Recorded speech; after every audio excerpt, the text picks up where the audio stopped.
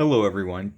Today I'm going to be reviewing this Minicraft 1 to 144 scale F-16C Aggressor variant.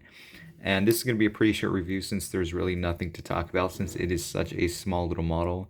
But it is basically a 1 to 144 scale F-16 I painted in the Nellis Air Force Space Aggressor livery, and these are painted to look like Russian aircraft. So obviously it's going to be a blue F-16.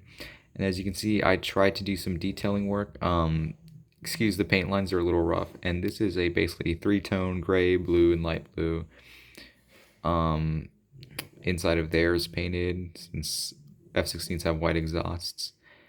And yeah, it's just a little F-16 I made. It's a little rough, I'll admit.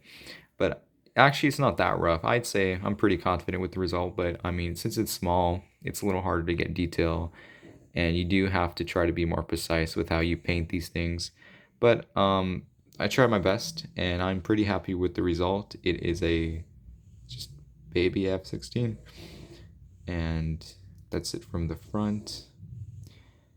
And you can see the little refueling pod right there, and some detailed panel work. And then the exhaust, the back, and then the little decals for the Aggressor squadron it's in.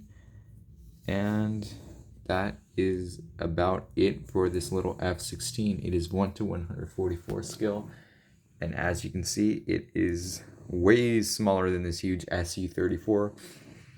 And yeah, I bought this for $25. It was not worth it, to be honest, but it was the only way I could get this model and the decals.